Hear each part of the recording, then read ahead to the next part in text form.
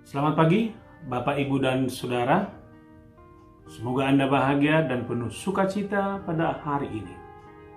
Mari kita terima hari ini sebagai anugerah pemberian Tuhan yang terindah dalam kehidupan kita. Dan untuk menjalaninya, mari kita dihantarkan oleh kebenaran firman Tuhan yang pada hari ini tertulis dalam kitab Roma pasal 2 ayatnya yang kelima. Demikian dikatakan, tetapi oleh kekerasan hatimu yang tidak mau bertobat, engkau menimbun murka atas dirimu sendiri pada hari waktu mana murka dan hukuman Allah yang adil akan dinyatakan.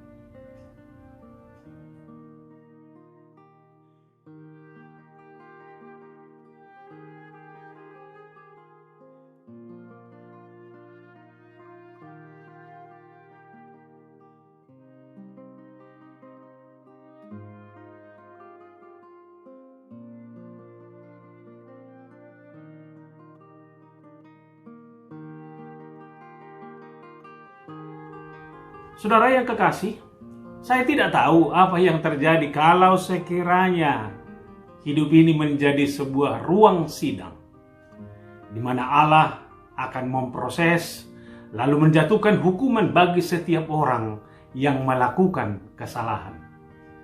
Pasti seorang pun di antara kita tidak ada yang luput dan terbebas dari vonis dan hukuman Allah. Karena Allah tidak pernah memandang bulu terhadap setiap orang yang melakukan dosa dan kesalahan. Bangsa Israel sendiri, sebagai bangsa pilihan Allah, tidak luput dari hukuman dan murka Allah. Kisahnya dapat kita ketahui bersama, perjalanan padang gurun yang bukan hanya panjang dan waktu yang lama, tetapi bahkan Musa sendiri tidak dapat sampai ke tanah Kanaan. Kemudian kita juga mendengarkan kisah air bah pada zaman Nuh dan peristiwa Sodom dan Gomora yang sangat mengerikan. Semua kisah itu menggambarkan bagaimana murka dan hukuman Allah terjadi bagi orang-orang yang tidak mengindahkan perintah Allah. Mengerikan dan memang memakan banyak orang yang menjadi korban. Itu artinya Allah tidak pernah kompromi, tidak pernah membiarkan manusia itu jatuh dalam dosa. Sehingga saudara, menjadi persoalan sekarang adalah, kenapa Allah tidak langsung mengadili dan menghukum manusia yang telah jatuh dalam dosa? Apakah Allah sudah kompromi atau berbelas kasihan sehingga dosa merajalela di dunia ini? Jawabannya tentu tidak.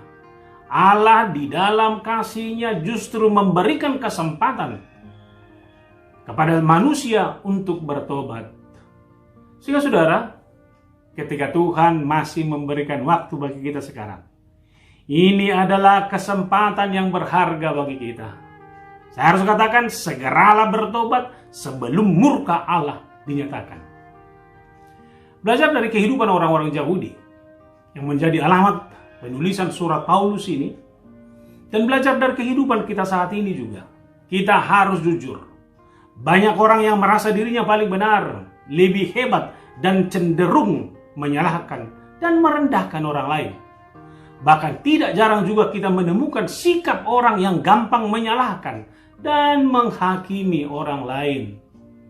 Kemudian saudara, perilaku beragama kita juga sering kita jadikan menjadi topeng. Kita terlihat seperti orang kudus, saleh, namun di dalamnya penuh dengan intrik, kejahatan, kemunafikan, keras kepala, serta mau menang sendiri. Perilaku seperti inilah yang ditunjukkan oleh orang Kristen Yahudi. Di samping membanggakan dirinya sebagai orang pilihan Allah, mereka selalu membanggakan ketaatan mereka terhadap hukum Taurat Musa.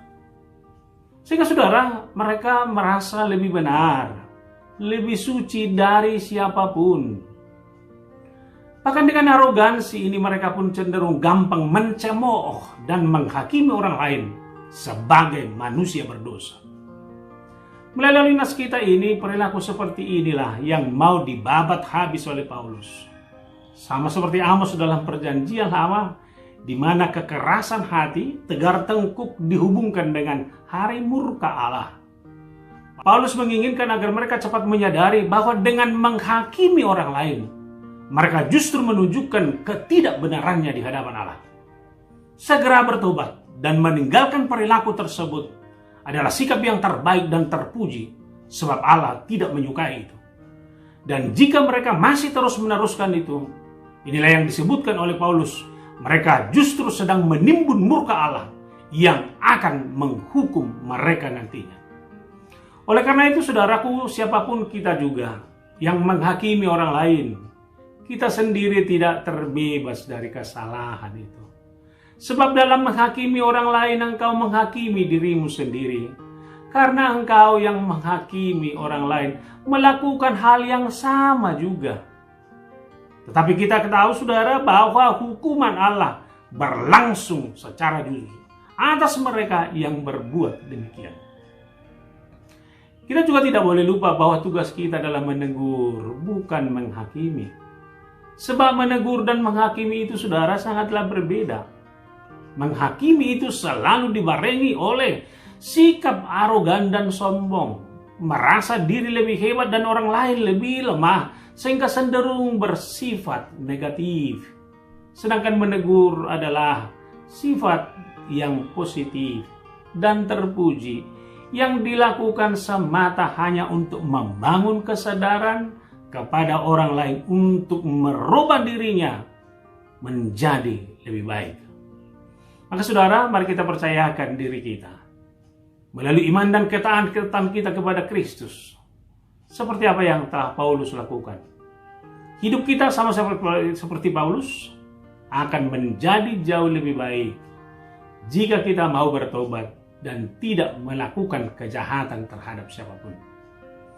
Marilah kita menyerahkan hidup kita sepenuhnya kepada Tuhan dan selalu berusaha menyenangkan Dia dengan melakukan apa yang menjadi kehendak-Nya. Jangan pernah menganggap remeh dengan penghakiman Tuhan. Tuhan memberkati saudara. Amin. Kita berdoa. Tuhan Allah, di dalam Yesus, terima kasih Tuhan. Tuhan sudah mengingatkan kami agar membongkar topeng kedok kesalehan kami yang justru tidak terlihat dalam perilaku kami.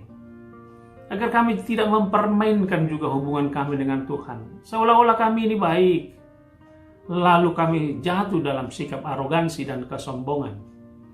Tuhan sudah mengingatkan kami melalui Paulus. Itu sama artinya kami menimbun murka Allah bagi kehidupan kami. Biarlah kesempatan yang ada sekarang yang Tuhan berikan bagi kami inilah kesempatan untuk bertobat dan merubah diri kami.